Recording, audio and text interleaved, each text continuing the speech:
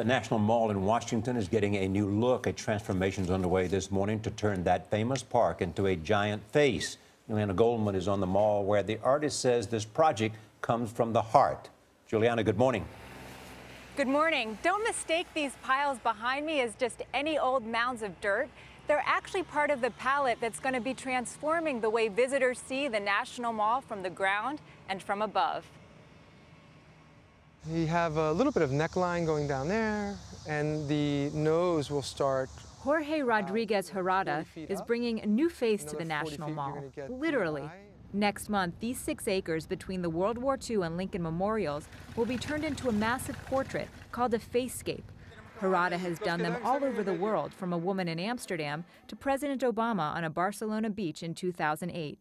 But this time, for his first U.S. landscape, the face is made up of many faces, Americans, dozens of young men from all walks of life who Gerada photographed on the National Mall this summer. The interesting thing here was to come up with enough elements so I can choose little parts of them.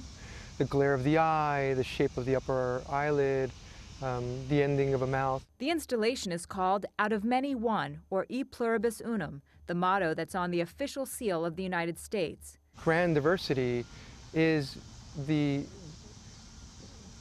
strong base that creates this nation, that makes it so great. The 48-year-old artist is celebrating his own life story with the project. Today, he's gained international fame using buildings and beaches as his canvas, a career he says happened because his parents searched for a better life in America.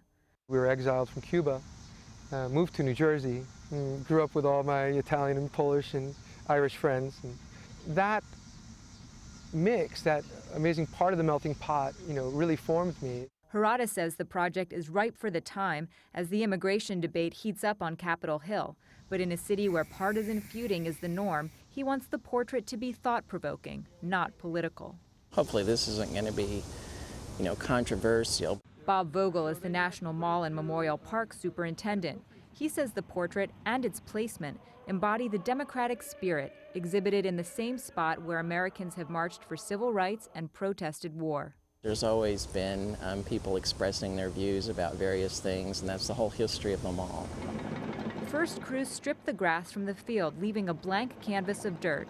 Then they use coordinates from GPS satellite imaging to pound 8,700 wooden pegs into the ground and connect them with 8 miles of twine. The lines will be filled in with 2,000 tons of sand and 800 tons of soil to create the image, just like he did to create this Facescape in Belfast last year. The final image is top secret, but we got to glimpse one area from the plans. So here's a part of the nose. Ultimately, what you will see depends on where you're standing. On the ground, it will look like a Zen garden. When you look up there, though, from the viewing deck of the Washington Monument. That's an amazing aspect to it as well, is that we have that perspective. We have that vantage point, which is not something that I usually have on these projects.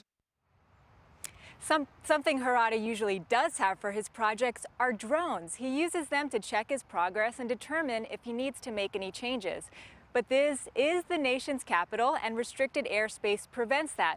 So, Gail, instead, Gerada will be relying on satellite images from space. Thank you, Julianna. Another thing for us to see when you go to D.C. Indeed. Yeah. And involving a drone. And also another example of people using drones in their work, to see places they could not normally see. Would you like a drone? Yes, of course I would. Christmas is coming, Nora. I know, You can pitch in. Yeah. Julianna, we thank you.